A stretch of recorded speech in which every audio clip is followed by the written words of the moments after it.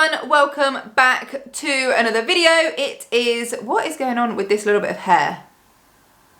Okay, we're living with that. And the shadow. Oh, it's my lamp. My lamp's casting a shadow. Sorry, ignore the terrible setup. Myself and the room, neither of us are prepared. It is Vlogmas day 18 and I'm just settling down with a little coffee, and no, this is not a fancy coffee, this is a cheaped out of a sachet coffee because that's all I can deal with when it comes to coffee. Over the next few days I want to get back into the swing of doing my, let's call it normal, typical sort of content. Even though it is Vlogmas, there are a few loose ends I want to wrap up for the year, so I want to talk about my savings for the year, my no-buy, plans for my channel moving forwards, the typical things I won't be buying in 2024, but I've sort of planned that ahead with a little bit of a think outside the box, like not so obvious kind of way, because I do that every year. So over the next few days, sort of expect not too much of the Christmassy stuff and more like the typical stuff. I thought it was a great opportunity to tie up all these loose ends. In terms of the Christmassy stuff, just to give you a teeny little bit, I went into Leicester after work today, so Leicester City Centre, to do a bit of shopping, and I've basically finished my Christmas shopping now. I've got 2 gift bags I need to get, specifically bottle bags, and I don't have any of those. However, before I go out and purchase, I might ask my mum if she's got a couple, because you never know. In our family we are very big on the whole gift bag reusing, to the point where we all know not to write on the tags that are attached to them because we know will circulate. So I will check with that, but Christmas shopping is basically done with those 2 left to wrap, and honestly that is a big pressure off, because managing all of that whilst working full-time and trying to do YouTube and the side hustle stuff has been manic. Other slightly Christmassy stuff coming up is I've booked one of my friends at work. She is a new friend at work because she's new at work. Also does nails like on the side. So she's going to come back one day after work with me to do my nails, and so I'll actually have nice nails for Christmas, and I've not had my nails done I think for about 2 years now. So that's like a little Christmas treat to myself, and they'll be nice because you've got Christmas, I've got a wedding in that week between Christmas and New Year, my friend's getting married, then you've got New Year, then I'm going to Milan, so it'll be nice to have my nails done for all of those things. Let's get into the content for today. So today I wanted to talk premium bonds. A lot of people have asked me about premium bonds in the past because I've mentioned them sort of very briefly. I've never done a video where I've sat down and explained what they are, explained why I think they're valuable, and what benefits there are to them and what I have got out of them. So that's my job for today. So question 1 I always get is, what are premium bonds? Premium bonds are a way of investing. They're sold through the National Savings and Investment Company here in the UK. So they are, as far as I'm aware, exclusively a UK thing. So if you're not in the UK, this won't apply to you as much, but if you are interested in this sort of thing, then, you know, carry on listening. Each bond is £1, so you pay £1 for it, and when you buy it, that money just sort of sits in an account. So it looks like a savings account. You see the amount of money sat there. So if you have 1,000 bonds, you will have £1,000 sat on your account because they are £1 each. Each bond has got a unique code. You really don't have to worry about that though. You can get a list of them if you want to, but I think most people just go, yeah, I've got this many. Good, that's fine. The major drawback about premium bonds is you don't earn interest on your money. And that's how their system works. And it's because of that it works. So the National Savings and Investment Company generate the interest on your money as well as everybody else who's invested in premium bonds, and use that money to create prizes. Every month there are 2 prizes of £1 million that you can win, and then there are several £100,000, £50,000, £25,000, £10,000, £5,000, and then smaller increments below that going down to the minimum prize of £25. And each month you are entered into a draw with all of your bonds to win those prizes. So mathematically speaking, the more bonds you have, the more likely you are of winning. And they say when you get to about 24,000, that's usually where you start to see a prize near enough every draw. The odds are about 1 in 24,000. So if you've got £24,000 or more, on average, you should start to see a prize every month. And the aim is, if you build up your account enough, that the prizes you win over the course of the year works out to be more than the interest you would have earned if you put that money into a savings account. And sometimes it works out that way and sometimes it doesn't, and it's all just the luck of the draw. You can access your money at any time, so if you need to withdraw from it, so I had to do the same because the majority of my savings were in premium bonds when I needed to make a very quick withdrawal to buy my house back. A whole other story, if you've not seen it, I'll link it above. So you don't have to worry that your money is tied in for any period of time. It's not. Worst case scenario, it can take like 2 to 3 days for your money to transfer from one account into whichever designated account you choose. And that's pretty much it. It's almost like a risk-free lottery, because if you don't win anything that month, your bonds don't go away. They will sit in your account for as long as you leave them there. They don't disappear after you've been entered that month. They are entered every single month and they will just stay in your account if you leave them there. One of the good things about premium bonds is the maximum you can have is £50,000, which means you're not completely sort of overshadowed by millionaires and multimillionaires, because even the richest person in the country could only have £50,000 in their account, which means if you can get your amount up to 50,000, you have got just as much chance as anybody else of winning the prizes.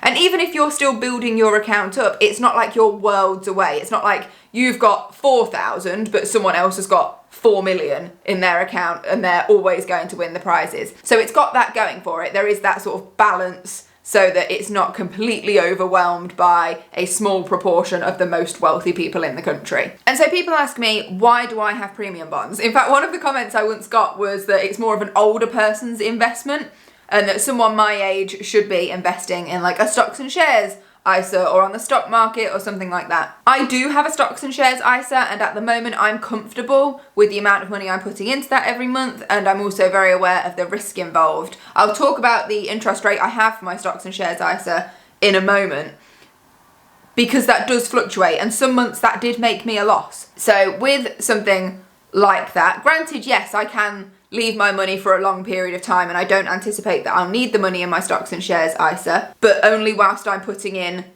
a smaller amount. If I was putting all of my money into that area and then something happened, it would be likely that that would be where I'd have to draw it from. Whereas at the minute I'm putting most of it into premium bonds, and if an emergency happens, I'll be able to draw it from there. So it's okay. Generally with the stocks and shares ISA, you want to leave your money for sort of a minimum of 10 years really before you see it start to really pay you back. So I get asked, why do I have premium bonds? Honestly, it's really daft. It's this idea that, you know, I'm not going to make a substantial life-changing amount of money another way. So putting my money in a savings account, putting my money in a stocks and shares ISA, even my stocks and shares ISA, it has a good rate of return, but there's not a chance I'm going to randomly get a spontaneous £1 million or a random chance of getting a spontaneous £100,000 or even £50,000. And granted, it is very unlikely, like with a lottery, that I would get that on the premium bonds. But it's the fact that there is the chance that I could, and I want to be involved in that. I want to open that possibility to myself that that could potentially happen. When I look at the big winners every month, I see people that win the million who have got less bonds in their account than I have. So I know it is possible. And for me, it's just like, I want to be involved in that. I want to have the chance to be in it to win it, as they say. And so that's why I will continue paying into my premium bonds. I want to max that account out. I want to get to 50,000 in that, which at the rate I'm going will take me about 7 years. After then, I hope to be in a position where I am comfortable that maybe instead of paying £500 a month into premium bonds, I start putting £500 a month into my stocks and shares ISA, and that can then start to be building at a more rapid rate than it is now. So my reasoning, I would probably say, is quite weak, but that is why I do it, and that is my strategy. I want to max that out first in premium bonds before I then start putting bigger sums of money into my stocks and shares ISA. Obviously, there's loads of other ways you can invest, and it doesn't have to be in an account of some description. You know, I could invest in property. I'm a long way off that being an option yet, given that I've got quite a sizable mortgage on keeping my house. And people say, well, then why don't you overpay your mortgage instead and put more money into your property? It's just down to everyone's personal circumstances and what they want to do and the vision they've sort of got, and that's absolutely fine. So what I'm doing works for me at the minute.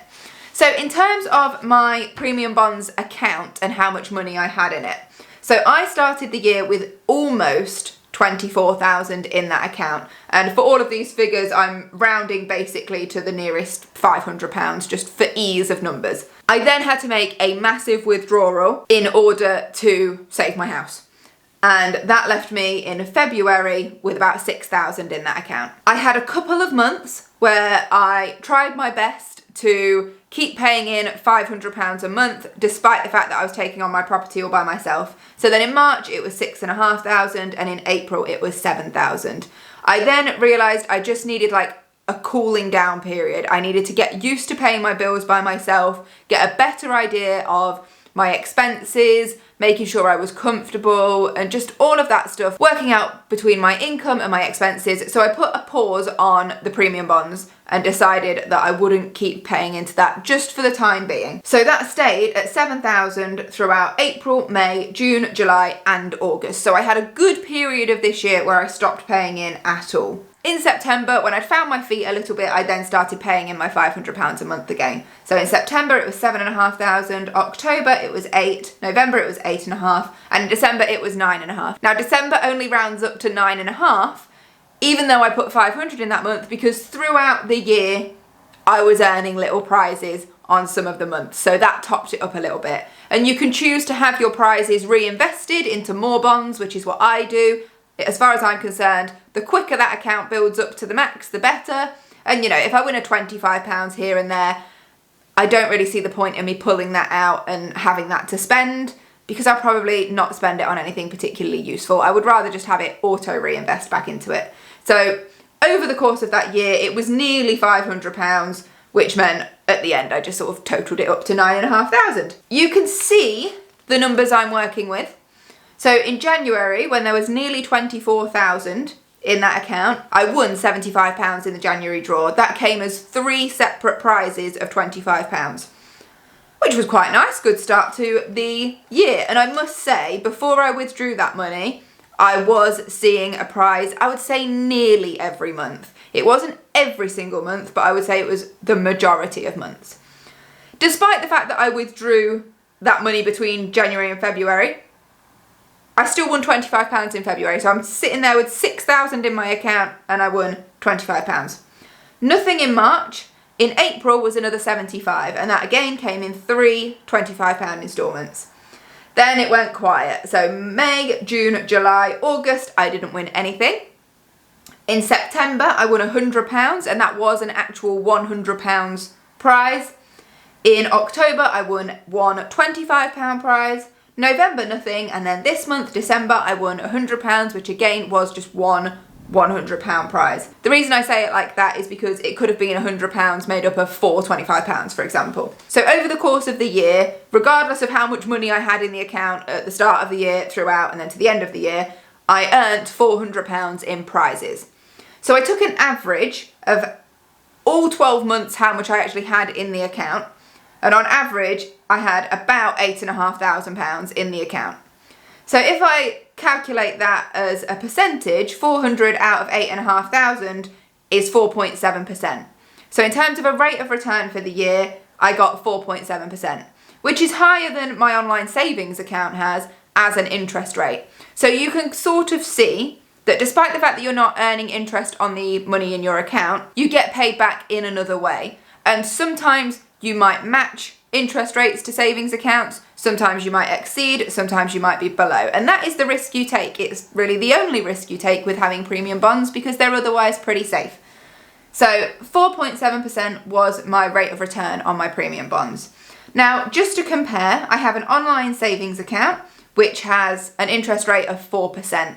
I actually have an online cash ISA, which I've stopped paying into and moved to my online savings account because my cash ISA only has an interest rate of 2%. So there's absolutely no point me putting any money in that. I might as well, if I just want money in a savings account just with my bank, I might as well use the online savings account because the interest rate is double. However, then I've got my stocks and shares ISA, which, as I've already said, goes up and down, and there were some months where I made a loss. So my interest rate was negative, and that's the risk you take with a stocks and shares ISA. But when all was said and done, after the year, when I go from start to end, I was only putting in £100 a month. My rate of return, my interest rate on that account was 14.4%, which is brilliant. But again, you've got to be comfortable with risk, which is why at this stage of the game, with where I am, with my house, with being a single income household, paying all my bills on my own, I'm comfortable risking £100 a month.